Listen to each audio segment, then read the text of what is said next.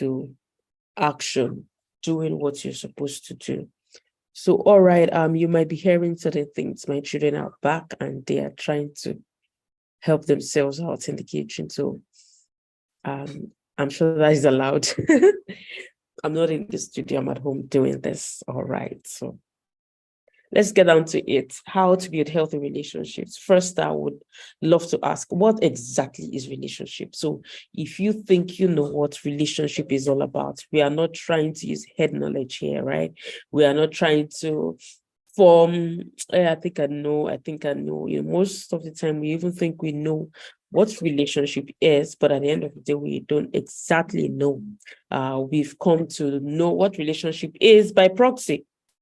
By proxy, I mean by what from one mouth to the other, from what people are saying, but we've not really taken time out to say, oh, let me even study this. Let me even study what relationship is all about. What does it mean even to be in a relationship? I desire this so much. What exactly does it mean to be in relationship? So that is why we are here, and for us to know. But from maybe by proxy or whatever, what do you think relationship is?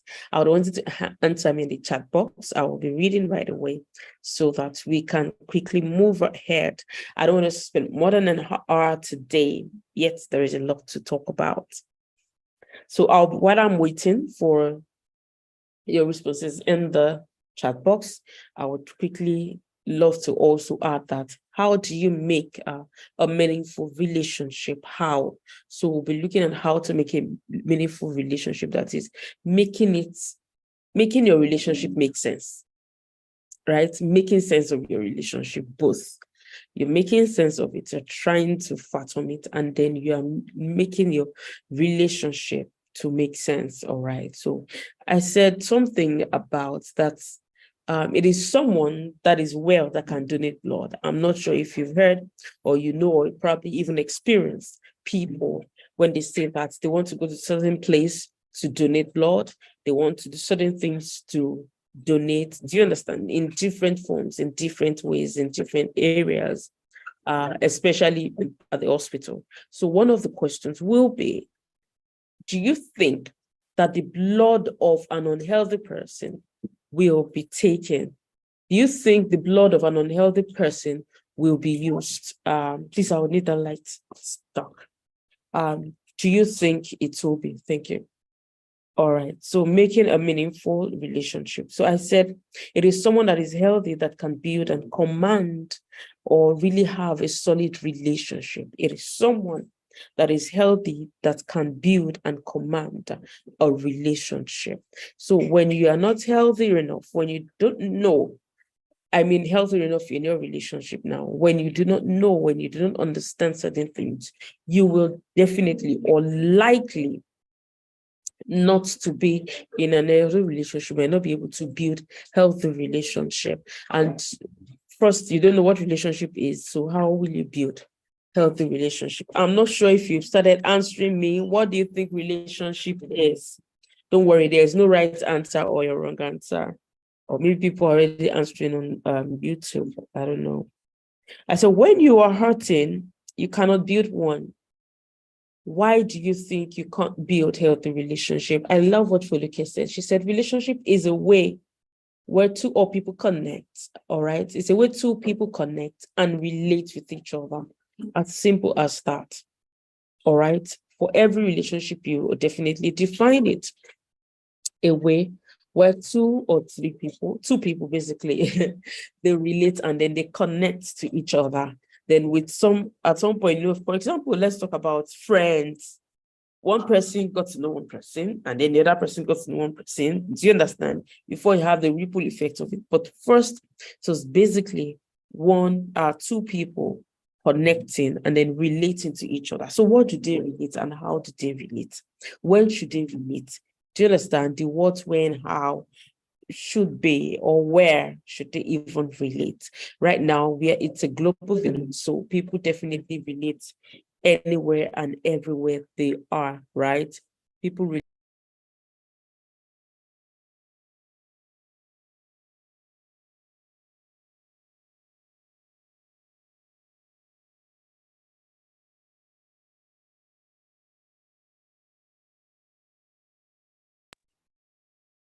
Oh, okay. I think I went off video. Okay.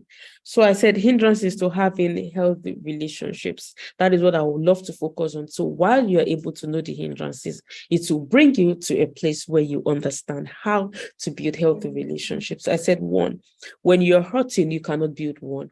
Someone who is hurting cannot build a healthy relationship. I'm not saying that someone who is hurting cannot build a relationship. There is a difference.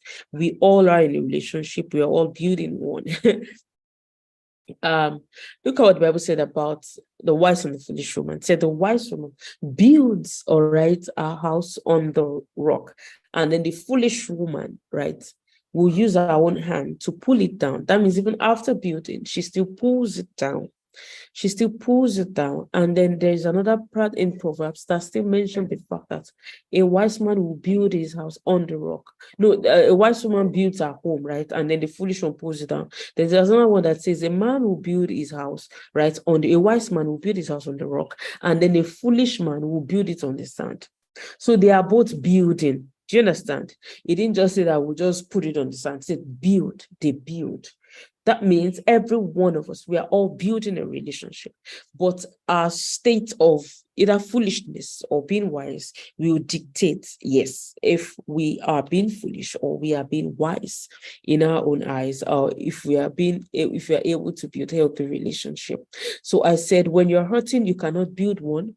When you're foolish enough, that is, you lack knowledge, you cannot build a healthy relationship. Yes, you can build a relationship, but you can't build a healthy one. When it even looks as if it's been healthy, just give it some time.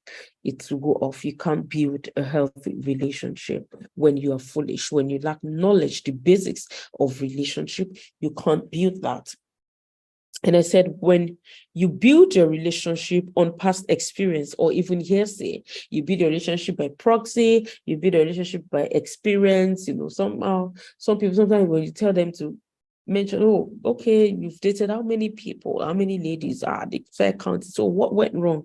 What happened? Oh, I think the first relationship, I made a mistake. It wasn't supposed to be this. So this happened. Another, then the second one, I really learned from that. I learned from that. Right. Then the second one, this happened. I learned from that. Right. Then the third one, this, and then before you know it, each thing you're learning is what you take into the next one, forgetting that if from the beginning you're able to open yourself up, all right, to knowledge about what relationship really is and how to run a relationship and how to build a solid one, then you won't even waste your time being in different relationships with people. And I needed to understand that for every relationship that you build, that you are in, your heart is in it, right? Your mind is in it. And that is why when it doesn't work out, there is something called heartbreak that you would definitely feel, right?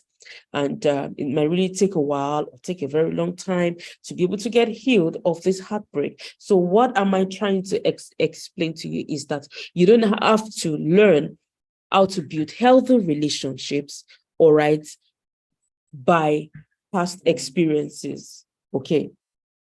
It doesn't have to be that way. Then I said, and when you hurt and you don't even know that you're hurting, when you think that you have everything under control, oh yeah, it's past, the relationship is past, I'm fine, I'm good. But you really do not know that you are hurting and you've not taken time out to heal yourself of this relationship that we're talking about. And so it's a major hindrance in building a very healthy one. All right, it's a major hindrance in building a very healthy relationship. So it's one of the hindrances in building a healthy relationship. So when you're hurting, you don't know, or when you're hurting and then you feel that when you go into the next relationship, it is going to heal it. And because you think that means you've boxed it, that you're hurting because you are not in a relationship.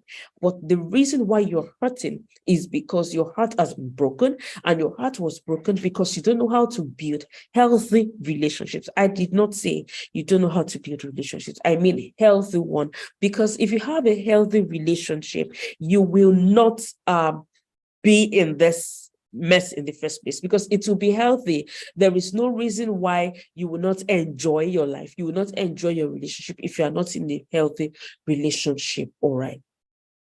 Thank you. My husband is blowing me a kiss. He just walked in. Thank you. Kisses to you too, sir. All right. I said, then when you build a relationship on past experience or even hearsay, then I want to just quickly put in certain things for us to understand here quickly. I love Foluke's definition that says relationship is a way two people connect. So let's talk about connection, all right? And then how they relate with each other.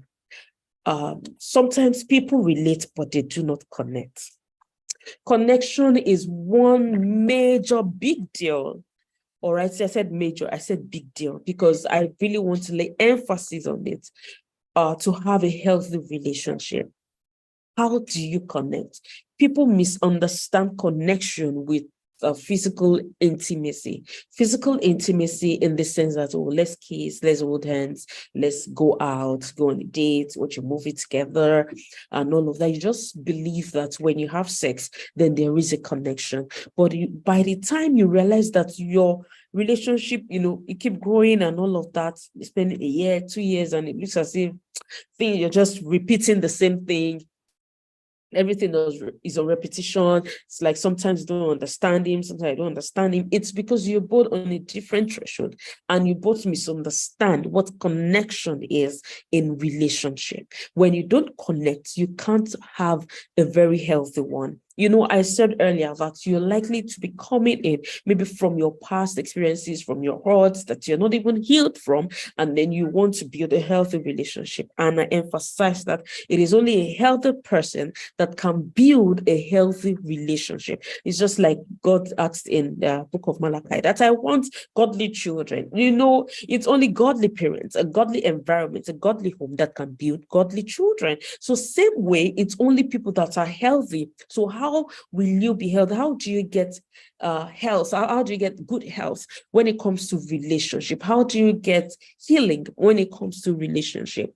First, don't ever go into a relationship because you feel lonely. That is in fact, very wrong idea of reason why you should say a yes, or a reason why you should ask the lady out or even a guy out. Because yes, I have to say that because people, even females now, do that. So I do not want to act in ignorance. All right. Though I'm still going to talk about that more. How to make yourself, not today anyway, how to make yourself or build yourself up to be an irresistible woman, that you don't even have to ask the guy out. He will just come running and asking for your hand in marriage. No, I'm not talking about manipulation here. I'm talking about how really to build yourself up to be that irresistible woman, because you deserve every best. That's anything best. You deserve anything best, everything best. Okay. And also the man. I've seen cases where it's the woman that abuses the man, even in marriage or even in relationship. So I want to say again that being unhealthy when it comes to relationship or not being ready, it is not gender based. It looks as if many people want to put that in the pocket of you're a woman, you're this. So no, it's not gender-based. Abuse is not gender-based. There are a lot of things that definitely are not gender-based. Almost everything is not gender-based. And that is why the agenda of God also is not gender-based. The agenda of marriage is not gender-based, but God's-based. And the intent is definitely there. So I was going to talk about the fact that how to really make yourself healthy so that you're able to connect first, and which is one of the things we tell couples, intending couples majorly, is that you must really realign and understand why you want to get married. Most of them that usually have a counseling session, the first thing we ask is go and give us 10 reasons why you want to marry, not why you want to marry her or why you want to marry him, but why you think you should marry. Because sometimes when you do not tell people or let them know or find out themselves what marriage is all about or why they want to marry, they're likely to do it the very wrong way. They're likely to want to marry because they're lonely, like I mentioned earlier. They're likely to want to marry because they need someone to foot their bills. They're likely to want to marry because they need someone to just talk to or someone to just show the world that finally I've arrived. You that you think that I cannot marry. They are finally, or maybe, they are of a marriageable age kind of thing. That's it's a garment that seem to be everywhere. That's everyone's just seem to want to wear on one that person. Why are you not married? Why are you not married? Why are you not married? Why are you not married? Why are you not married? Is it like you don't have a marriage? You don't have a woman? Is anybody toasting you? Are you toasting anybody? You know, different things like that. And maybe you're not flexible enough. That's why no one is toasting you. That's what this, you know, different things. Also, sometimes people are pressured into saying a yes. People are pressured into asking someone out. People are pressured into presenting a proposal, a marriage proposal, and all of that. People are pressured because their peers are already married and then they are not married, you know, age and a whole lot of things. But I want to tell you that when you are ready, you will know you are ready. And being ready is healthy without being pushed, without someone saying it, you have to do this because this, it is expected. No. You must know that you want marriage. You must know that you are ready for marriage. So one of the ways to build healthy relationships is to be sure that you want that relationship. Are you with me? And that you want that relationship based on the fact that you think you are ready for it. And how do you get ready for it? How will you be healthy? Get enough knowledge when it comes to relationship. Make your findings, make research. You know, it's funny how people get educated, right? They get certification one way or the other, on whatever course. Yes, it is very good, but they don't exactly go all out to say, I want to even know about relationship. Or even their heart is broken and then they just sit critically. How did I get my heart broken? What happened to me? If not me, what happened in that relationship? How come this relationship did not work? You know, at some point you must take a backseat and sit like a doctor and then try to diagnose the situation beyond, oh, my heart is broken. You know, there's a trend of what heartbreak is. And because it is always, oh, heartbreak is this, heartbreak is that, this out to this out to that, you must first be able, for you to heal yourself, for you to really find healing, you must critically examine yourself and being true to yourself, not mocking yourself, not deceiving yourself of what really went wrong in that relationship. How should relationship run? Should it be that I must be at the mercy of the other person, or the other person must be at the mercy of me? Or should it be that you're bringing in culture? Oh, I'm the man here, and so I call the shot. Or no, I'm the lady here, so I just have to be submissive. I have to be right under anything he says. Yes, it's how many of us have seen Coming to America? I'm sure you've seen the Coming to America one, not the two. That one. You know, when the guy took the lady and then he said, what type of food do you like? Said, anything, whatever the food you like, my lord. Well, he didn't want someone like that. And every healthy relationship must be in that place. It must not be that you don't have a brain. It must not be that you have to suspend your brain because of your gender. No. More reason why it is there, because you're trying to tell God that, oh God, this brain you just gave me is just a waste because I don't need it. The culture says I don't need my brain, that I will end up my career in the kitchen. No way. Understand that God is going to use both gender to change the world, and that is not an exception of you. All right. So a healthy relationship is solid, and it's a way to go in changing the world and in bringing the agenda of God on earth. The devil knows this. And so you will realize that there's a lot of heartbreaks, a lot of divorce, separation, and then there is a ripple effect of the fact that we have more people from broken homes. And some, when they do not really sit, like I said, to find out why they are doing what they're doing, why they want to get married, or even some will even zero their mind that I don't mind, this relationship doesn't have to end that much. Just let's have someone, just have someone, so that aunties and uncles will just stop talking and all of that, and then we have just let's get married first. Let's get married first. Things will be fine. Things will be fine with time. Time does not heal any wound. Time is not a doctor. Time is not the healer. It is what you do in the process of time that heals. All right. It is what you do in the process of time that brings out a solid diagnosis and then says, this is what you should do next time. This is what you should not do next time. This is how to run a healthy relationship. This is how to get yourself back on track. This is how to get ready for a relationship. All right. So coming in from your past, you must really sit down. How do I really see a relationship? Do I intend to have series of experience or learnings from different levels, from different people before I finally get it right? Maybe at the 20th person, that's when you stop and you say, okay, now I've gathered enough knowledge about relationship. No, you don't have to go through the pain to be able to get enough knowledge when it comes to relationship. So that means getting yourself ready, getting yourself available, healthy first from every hurt is very important and very fundamental. In that way, you are able to connect properly with whoever it is that you're going to be in a relationship with on a platter of, yes, I want to know this person, and not from your past experience. No, and not carrying the baggage from that into the new relationship. Whatever it is, if that is what you're doing, you will not be able to connect. And both of you, and should I say unfortunately or fortunately, it is what happens to both parties. You're coming with a baggage, she's coming with a baggage, and then you're both coming together and say, oh, I think we need each other. And then you guys are starting to be in a relationship. You say, you want to do this, you want to do that. This is, okay, I think we should get married. It's just love as first sight. It's just this, it's just that. Oh, we just connect easily. Oh, is that your best food? And sometimes when you realize there's something, I think when I was a teenager, or my early 20s, before I really could understand the concept of relationship, right? There was a time I was speaking with someone, and because I just wanted to connect, I just wanted to flow. So he said, his best food is toast bread. I said, yeah, me too. I don't like bread. Yeah. I had bread too much that I don't like it. All right. So the best food is toast bread. I said, yeah, me too. What movie do you like? I said, it depends. So as I was just thinking, he just mentioned the movie. I said, yeah, that movie, I like it.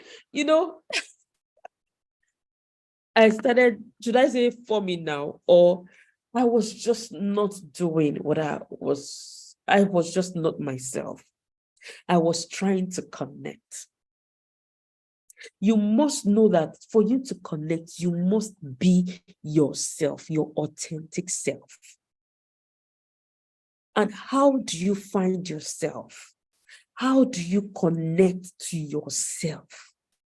How do you cannot connect with somebody else? I told you earlier that connection is very vital. It's a big deal. But when you don't have I'm an advocate of interpersonal relationship. I reconcile relationship, and I want to tell you that the bedrock of unhealthy relationships is because people lack a place of having interpersonal relationship with themselves, of having a relationship inside of them, of discovering who they really are. So that when you know who you are, you will be able to know who you need. You will not put a square peg in a round hole. Do you understand? It is going to fit perfectly because you already know who you are, and the person takes you for who you are. You're able to say, oh, I like this bread. Oh, me, I don't like bread. I ate bread too. Do you understand? I mean, no. I ate a lot of it. I don't like it. I just don't want to say I dislike it because you said you like, but really, I don't like bread. If you give me bread and every other food, I would prefer to take that food and bread. Do you understand? Until I have to sit, I sat with myself and I discovered myself. Listen, self-discovery will help you to connect with every other person easily on your own terms. On your own terms, you're not not that you're prideful, not that you're proud, not that you do not understand, not that you are not open to them, because on your own terms, in the sense that you are able to accept people for who they are as well. Do you understand? Not that on my own terms, and then I say, oh yeah, everybody has to be, everyone has to dance with my team. You've not had enough interpersonal relationship. If that is what you're thinking, if that is your plan, if that is your next step or your approach. All right. So first, you must discover yourself. You must be able to sit with yourself and plan and say, this is who am I? Who are you really? If someone should ask you who you are is beyond your name. Who you are is beyond the pointed nose. Who you are is beyond your plumb solid lips. No, who you are is not the figure 8 and 6 packs. Who you are is not the tall, dark, and handsome. Who you are is not because you can catwalk or you have straight legs, scale legs, bold legs, red legs, purple legs, brown legs, green legs, tall, thin, toothpick legs, whatever. It is not, that is not who you are. Are you with me? So who you are is who God has actually called you to be. It is going to the drawing board and look at what has been written on your wall that is not right. Like I said earlier, sometimes we tend to want to know about relationship from what you are able to gather, whatever the information you're able to gather from people all around everywhere. Whatever people are saying, whatever is going on social media, you just hear, number 1, 5 ways. How many of us do that? 5 ways to get yourself healed or to connect with people, 5 ways to be in a relationship. First, ask the person how to start conversation starters, how to start conversation. First, I say hi when there's a eye contact, smile back. Yeah, I want to tell you that some people, it's because when I noticed that if you have eye contact with people or maybe with someone and then you look away immediately, what do you think? If that person is a solid psychologist or that person really understands or tends to be someone that could really read mind or understand a personality, that person will immediately know that you are shy, you are not confident enough in yourself, and you've not even found yourself. You've not discovered yourself. These are some tips for you to know. If you know you're about to go in a relationship and maybe the first time you met the person, the person just looked away, and probably they were even staring at you. And then you looked at them, and then the first thing is that they just looked away. 2 things. And yeah, if you really like them, you can still connect, all right? And then tell them, I think I would advise you just do maybe a therapy or just have a session of self-discovery, a program on self-discovery, blah, blah, blah, blah, blah. I'm giving this tip for free. All right. And that self-discovery is really going back to that default setting of who God has actually called you to be, and that you do not even see yourself from who people say you are or what people just observed about you, but it is just the you. That's really, I used to be kind. I love to be kind, but because of a particular experience, I decided not to be. I decided to be shy. But I used to be proud of myself. I used to be very confident. So what happened? So in the process of sitting down, having that interpersonal relationship, you begin to know what happened to you. You begin to know and intentionally erase those things because that is not what you've always desired. All right. You can also start again. There are different ways to start on self-discovery. You can also start and say, what do I really desire? Really, really? No one is there. So you are not using anybody's idea as a threshold. You are not asking anyone, what do you think will be my goal? What do you think will be my purpose? No, you don't do that. You must really sit down and look at what you really desire, though your desire must have also been based again on what you have seen, on what you have heard. Do you understand? On what people seem to have even said about you. All right. So then I just thought I needed a friend or something. So finally I just got someone that just say, hey, hello. So I was just like a mumu. A mumu in my language is someone who is a fool, who is not smart enough, who would just follow anyone, anywhere they lead. So I like this. Oh, I like, what's the best color? Oh yeah, I like red. But before I know it, I mentioned like 5 colors that I like. And you say, well, my best color is blue. Yeah, blue too is good. I like blue too. And it's a sign that you have not. All right, you have not discovered yourself.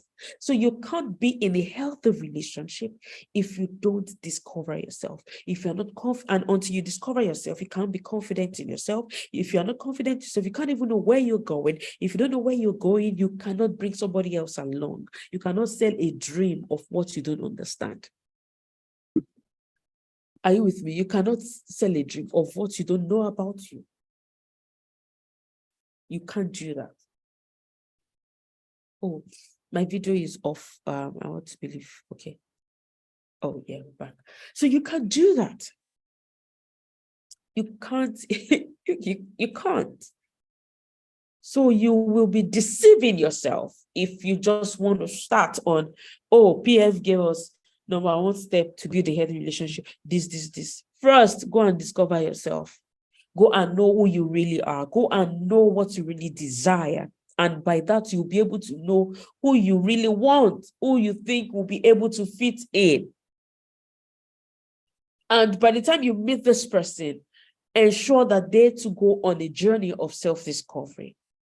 In a package, what we usually do when we counsel couples is that we just tell them, go for a therapy, because I want to encourage couples or intending couples, have a therapy session.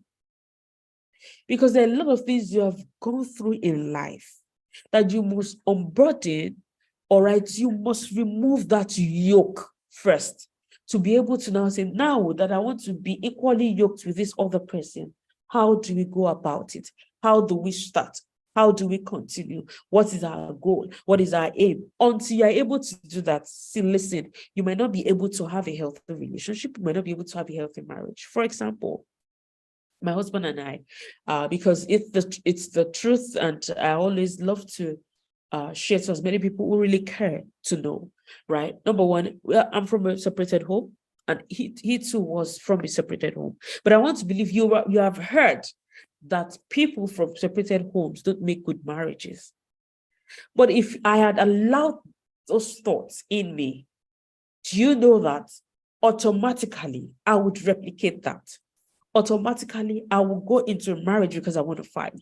Automatically I will go into a marriage of, if you want to say scatter, let it scatter, but I'm sure married first. Let everybody know that we are married. All right, automatically, it has happened before, it can also happen. Automatically, I might even want to put it in the case, it's Ogun delay. You know what they call Ogun delay? That is it's an ancestral cause. And so it has to continue. No. There are certain things there are certain causes I've heard, right? Some people will be very cause down. Listen, there are certain things that when you intentionally say this is happening, and from me, I am going to put a stop to it. Listen, it will answer to you. And you're not just putting a stop to it because you're praying, but because you are acting on it, because you're deciding on it, and because you're determined on it. Ask from families and friends, what happened in that relationship? What happened? Learn from it. Oh, no, I will not do this. Oh, no, I will not do this. Oh, no. Most of whatever is that causes separation is usually communication. I took my time. I asked my mom a lot of questions. I went to my dad. I asked him a lot of questions. And then I realized that they had a solid gap in communication. There were a lot of things that were actually assumed. And in the process, I just told my dad, mom doesn't think this way. This is what mom says. They say, no, that's not so. I went to my mom. Do you know this? They said, no, that's not so. I said, no, okay, both of you, let's come for a meeting. So we were both talking and saying, I really, and then realized it's something that shouldn't have caused separation in the first place. You can imagine. And that was close to around 13 or 14 years. When I started the reconciliation, yeah, I'm glad to tell you that was the first home I reconciled. My parents. After like 13 or 14 years of separation. It's more than that. I think 16. After 16 years, yes, 16 years of separation. Before they reconciled. Before I stepped in. And I took it one after, just one step at a time, one step at a time, one step at a time. And I said, my husband, so when we're talking, when he told me about his family and I told him about mine, and we're both looking like, vulnerable. Then I said, for me, I think he said first that for him, he wants to ensure that whatever happened in his family will not happen with him. That he has decided to have a successful marriage. See, a successful marriage is not after 10 years. It's not after 20 years. It's not after 50 years when they are gone. A successful marriage starts from the first day of your courtship, when you both decide that this marriage must work. There is no problem in having the very first person you're in a relationship with and then you're getting married. But, it's possible, especially when you get it right from the beginning, when you both get it right. I said, hey, I have a mentor I would love you to meet. I know he's solid in relationship. I said, oh, really? And then we went ahead. We saw him. We had a lot of talks on parenting, children, finance, different things, different perspectives. And we sat down and we married it together. These are the things that you marry, not just the body. And that is why the sex is more like this. Okay, you consummate your marriage. You must have married your thoughts. You must have married your perspectives. You must have married your understanding. You must have married those things before you tie the knot. You must really be on the same page. You must understand each other when it comes to communication. By the time you're given a verbal, non-verbal, you both understand what it is. Oh, I need your support here. Oh, I need this. You understand that your marriage, your relationship will not be based on, oh, it is the man that must always provide. It is the woman that must always be in the kitchen. It is this, it is that. It is division of labor, especially when you both do not even have money to begin to pay the maid. It must be healthy. So another thing, a healthy relationship is not based on other people's perspective. Are you with me? So you are the one in it, and you are the one that will understand that you are healthy. Right now, I'm speaking to you. I'm not sure if you noticed, but as much as possible, I'm trying. I have blocked nose. Sorry, I'm so sorry. My nasal, there's nasal congestion, right? Is that not what it's called, right? I have it. So I know that I'm not healthy. And I don't need healthy, but like, yeah, my nose, yeah. But I don't need anyone to tell me, all right, that you're healthy or you are not healthy. I should be able to know. I should be able to define it.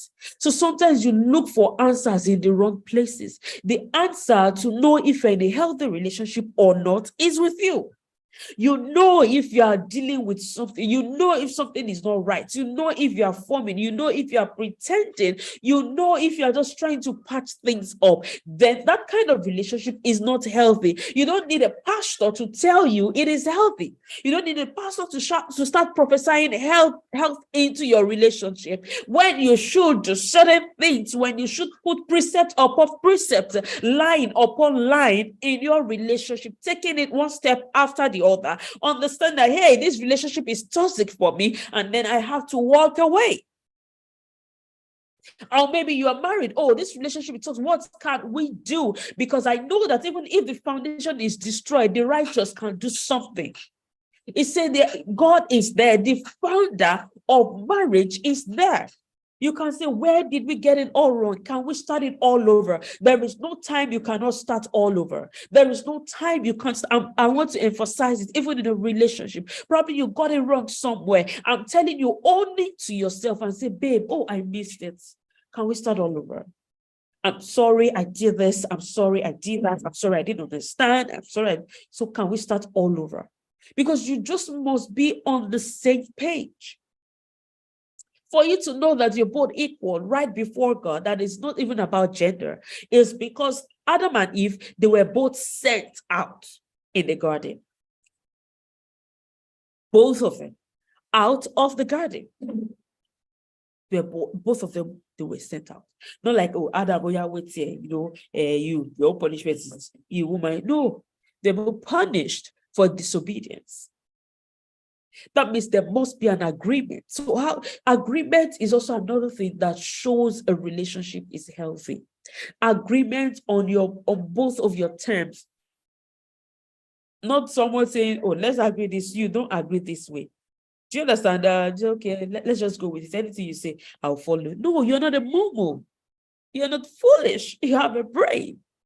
All right. So whatever he says, you follow. Whatever she says, you follow. No, you must have an opinion. You must have a suggestion. You must be able to say, oh, this is what I feel. This is what I think. Or what do you think? Or what do you feel? Do you understand? You must be able to stand and be able to say something that way. But in such a way you can't, then there is a problem. 100% problem. There is a problem. Amen. Okay, I've said, okay. So I said, when you think you know what relationship is all about and you don't know. So it's one of the issues when it comes to having a healthy relationship. You don't have to just assume that you know what relationship is all about. You must be able to go all out to understand what relationship is about.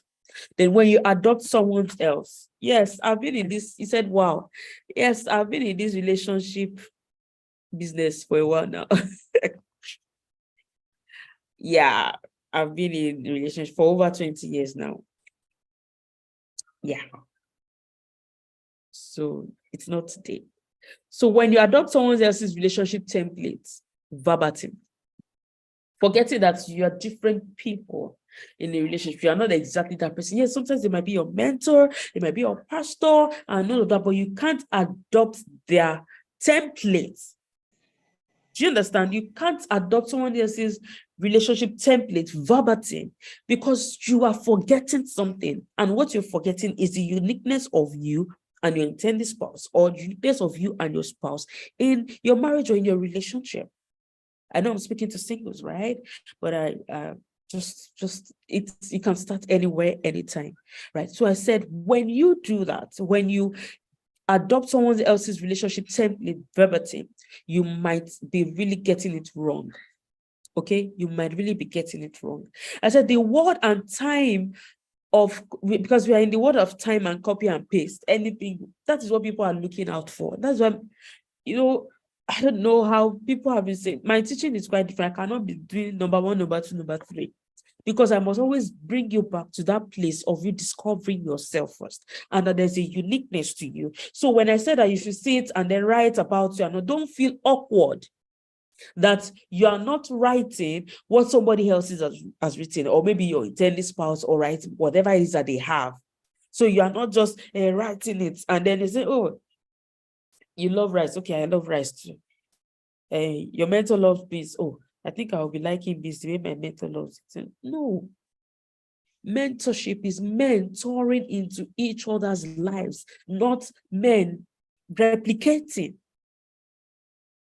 So there must be a place of understanding your uniqueness and hold on to it, because it is gold, because that is who you are, that is your essence. And when you know, because while you're doing that, you will be able to know the areas and the things to improve on. Because if you just get another person's template verbatim, my dear, at the end of the day, you'll be running another person's template, and then you will run out of ideas at some point. All right, you'll run out of fuel at some point, and at the end of the day, you'll be frustrated. But I tell you that if you are operating from your core, if you are operating from your being, if you are operating from who you are, you will never run out of fuel. You will never run out of you. You will never run. The ocean will not be dry of water. Cannot be dry. Yes, just the same way. You will not be dry of you. But frustration in the sense that I want to be like this, I want to be like this. No. Yeah, role model. You just learn how they do their things and all of that. Dedication, consistency. These are the things. And then you put it right into yours. But say you want to be that person 100%, you are telling God was stupid creating you as a unique being.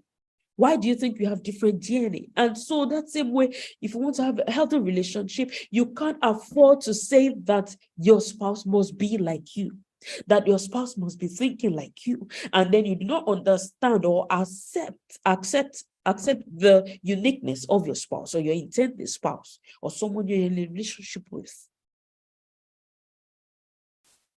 That is what I call flexibility.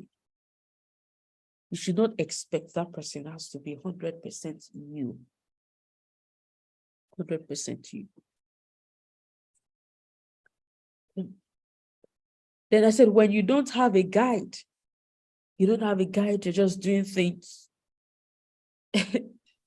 anyhow it comes. You both do not have a guide on how to build your relationships. You don't both do not have a guide on, oh, let's be truthful to ourselves.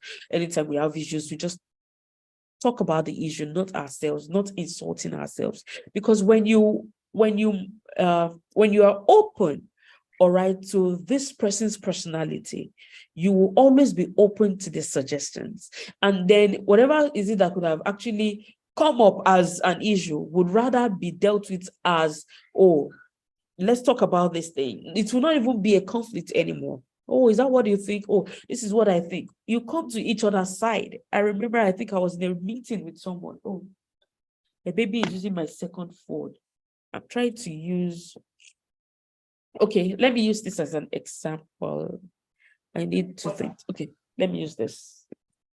Okay, I have a tab here, right? You can see this is the screen. I've opened, this is the screen. And then I have a phone here. This is the screen. So I turned it this way, right? This is screen here, and then this is screen here. But imagine they are it's same size. All right. So the male is here, the female is, or the female is there, the male is there. Either way, one is standing on this side, the other one is standing here. And then the one here is saying, they're talking about an issue, right? And I was saying, obviously, this is the screen I'm looking at.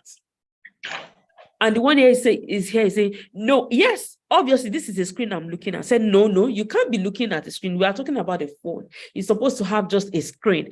And on this side, I'm looking at the screen. And then he says, yeah, on this side, I'm looking at it. So no, you must be wrong, because I am cocksure I'm looking at the screen. Oh, yeah, I am cocksure I'm looking at the screen. You must be wrong. No, you are.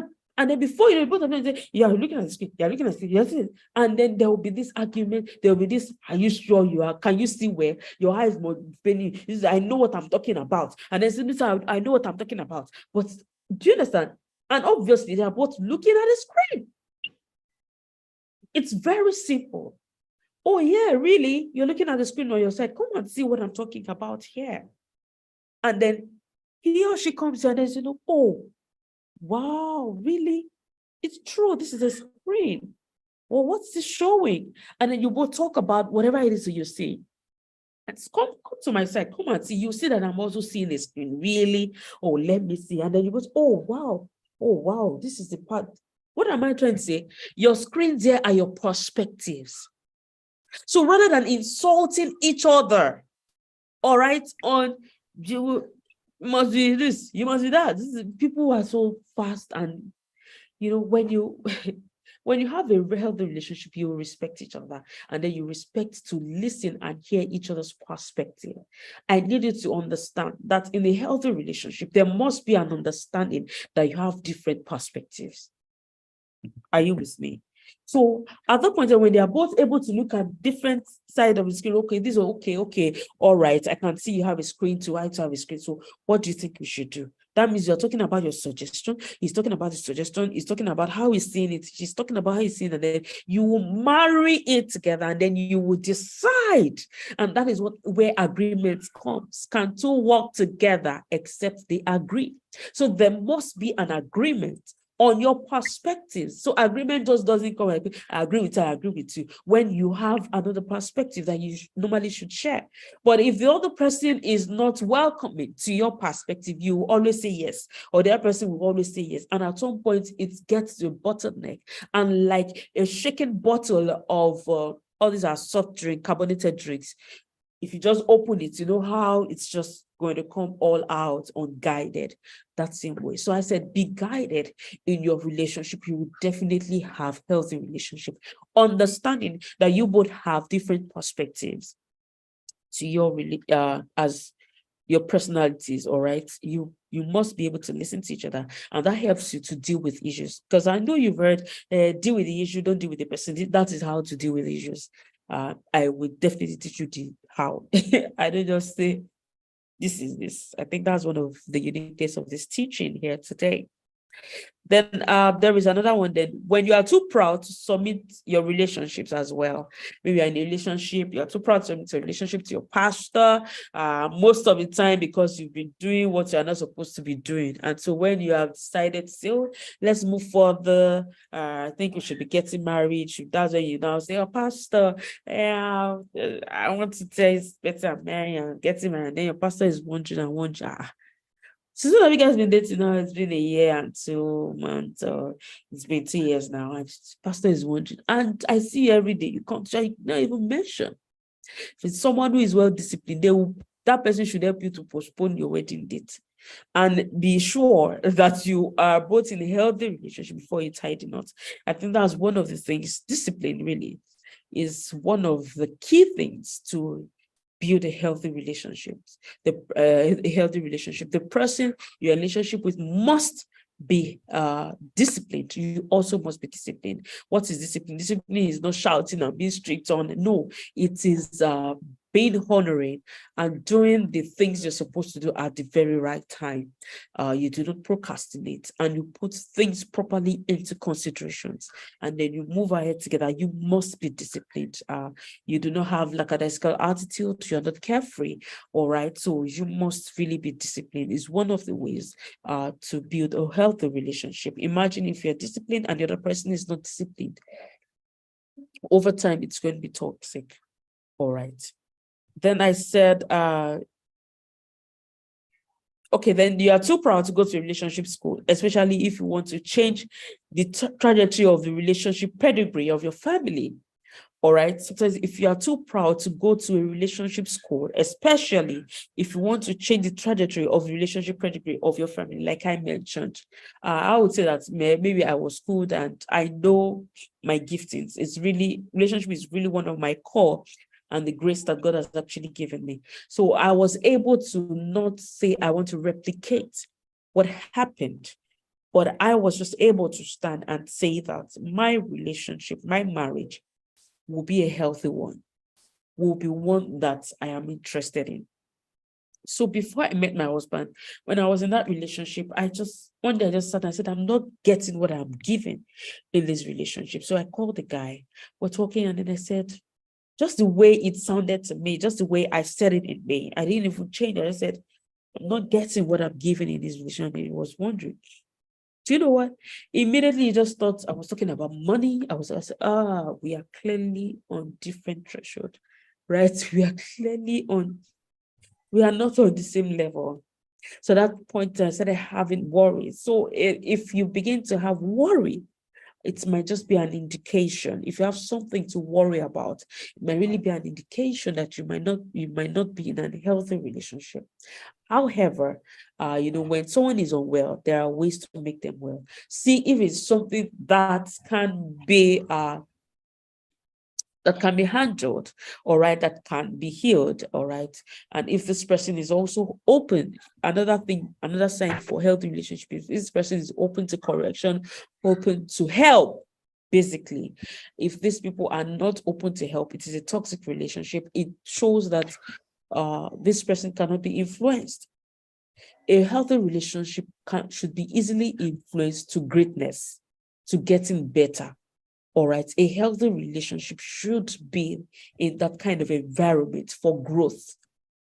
If it's a relationship that is not open to growth, then it is not healthy.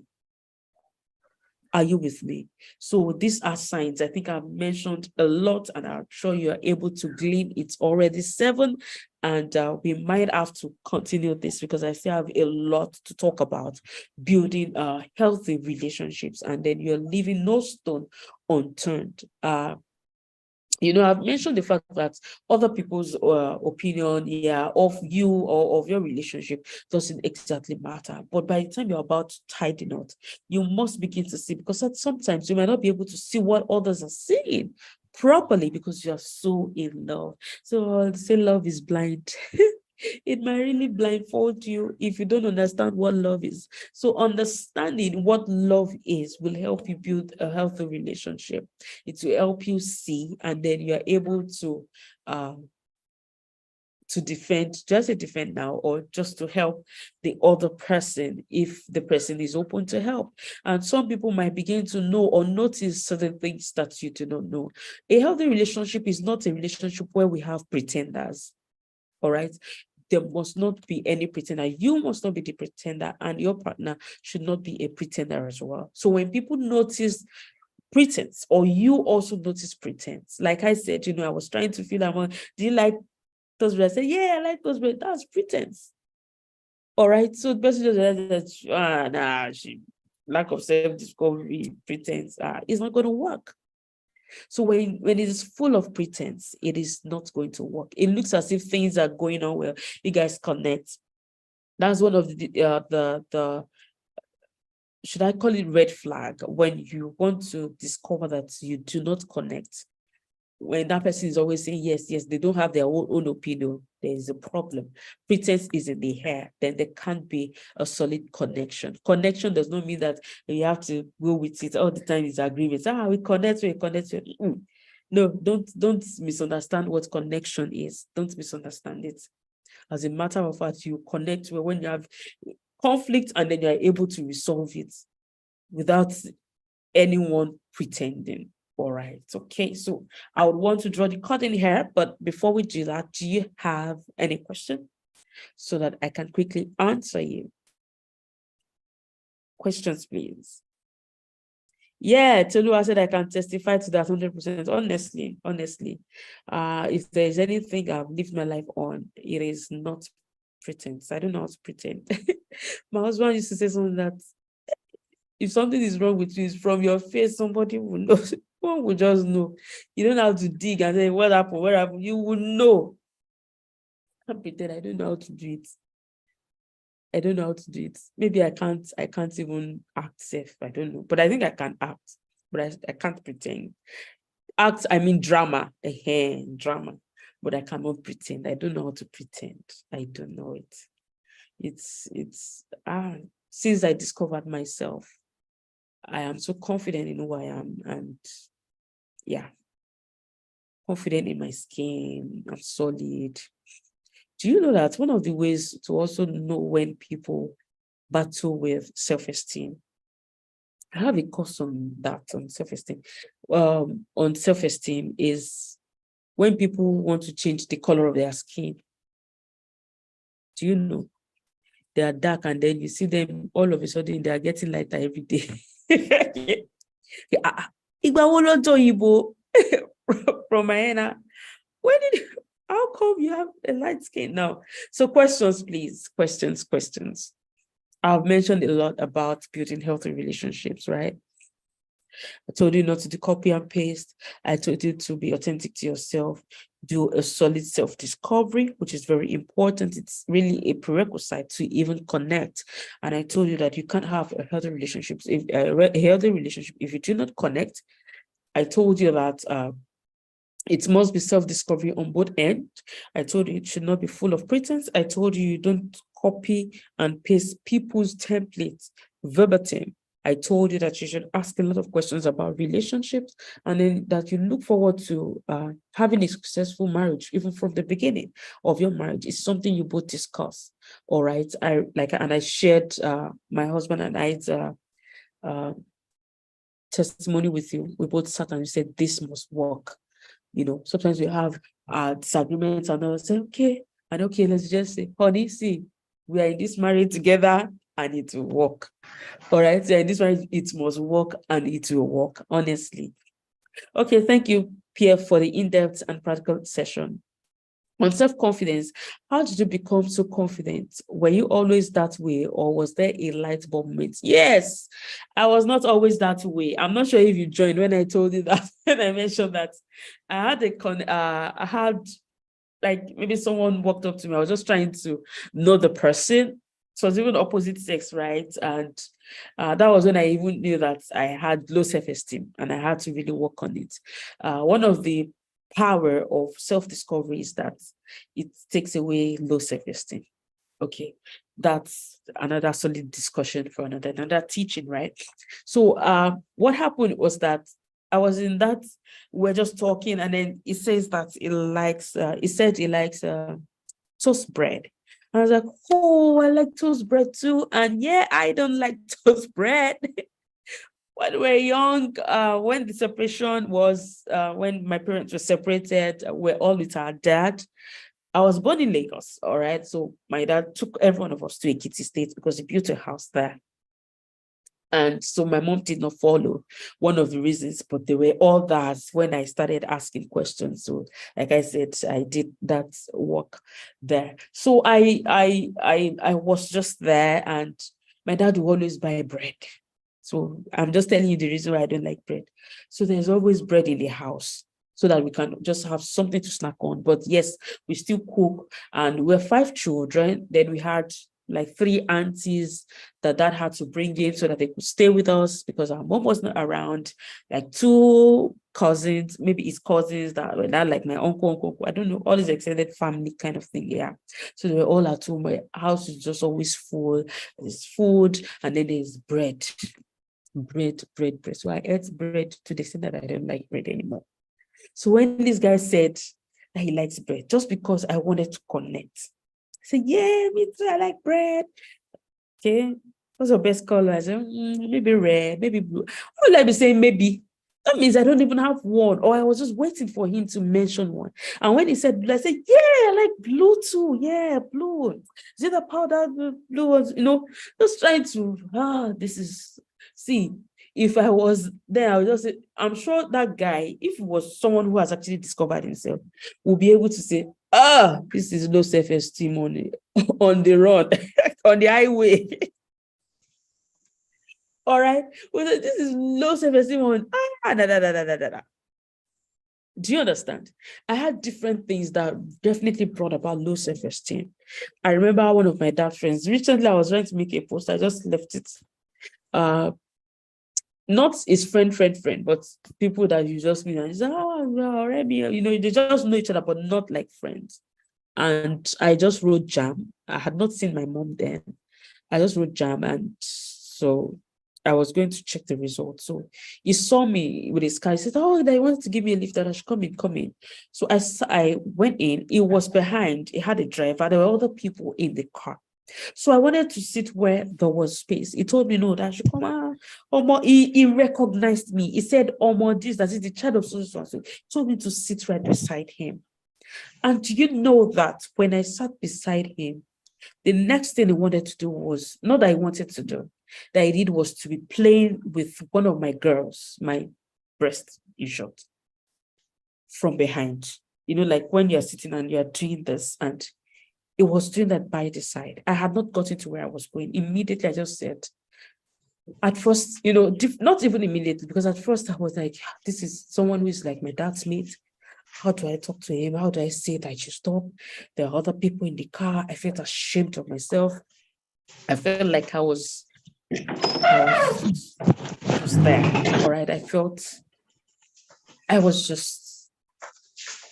can't exactly articulate what was in my head. And so before I got there, I just said, I think it's better to just calm down because I don't know how to confront him. So I just said, I want to come down here. He said, but you said you're going to. So I said, no, that I need to see something. I want to come down. So I got down. Do you know that I think I was wearing a long sleeve and all that, and I felt naked.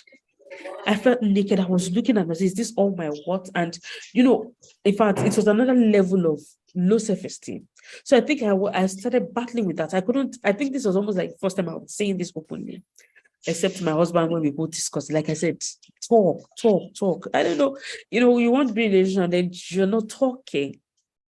You must be able to talk to each other, know where you're both coming from. It is really therapeutic, all right?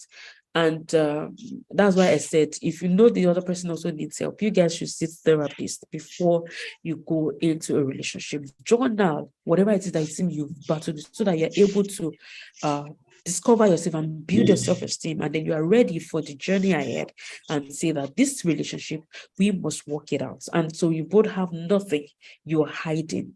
So I think that really brought about my self-confidence. The day I was able to talk about it, and then I shared it, and then it was like, oh wow, I couldn't even tell my dad. And I want to tell you that the relationship I had with my dad was so close that my dad believed that there is nothing I wouldn't tell him. But that, how would I tell him that? Oh, the man, maybe that's your acquaintance or that you do business with, or that's a friend, did this to me. Hello? Would they believe me? I'm sure my dad would believe me, but how would he confront him? You do understand? I don't want to spoil business, and I started putting a lot of blame on me and all of that, which I can never do again. No, not anymore. All right. So it was so much. So I had a lot of, now it looks like, will I be accepted? That is usually the question of low self-esteem. So in order to be accepted, you just want to fit yourself into anything, even things that you are bigger than, you will stoop so low to fit into it. That is low self-esteem. So this person that said he likes bread and said, oh yeah, I like bread too. It's not somebody that I should even be talking to. Oh my God. I'm telling you. Did you get that now? That's what low self-esteem does. So I sat down, and over time, I just realized that it was just one random guy that was not even all right, that has not even discovered himself. I felt stupid. So I decided, I think I have to know what I want. And I sat down to self-communication, personal relationship. It is one of the things that I teach. All right. Interpersonal relationship. Interpersonal relationship. Okay.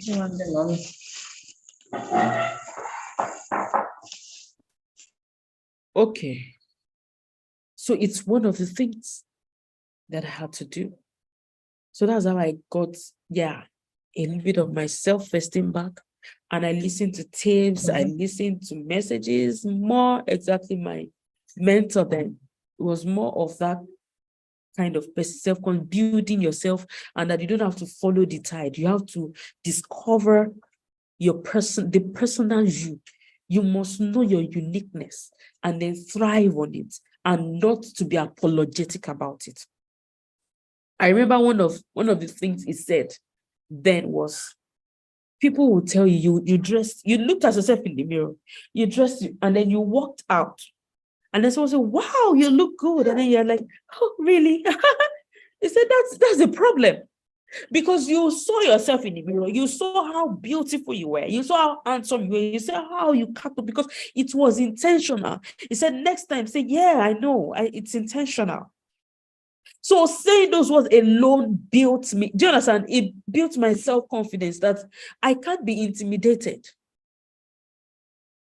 The self-confidence I have talking to 2 people, 5 people is the same confidence I will have talking to 105,000 people, 1 million people. Same confidence. Are you with me? So you're not padding what is not, you're not trying to cover up what is not, because I understood that when I had low self-esteem, those were based on my low knowledge, low level of knowledge, assumption about me, assumption of what life is, assumption of perspective and all of that. But the moment I understood myself and what I wanted to do, then I go all out for it. And I do it. I set my own target, my goal, my own thing, and then I accomplish if there are other things that come, I'll put them on note. Let me do this, let me do this. So no, there's no pressure. But because there's an understanding, all right, of your uniqueness. So you must hold on to it. But my template, my bedrock is God, that said, this is who you are, and I decided to believe what he has said. Your belief in your faith is a decision that you have to make.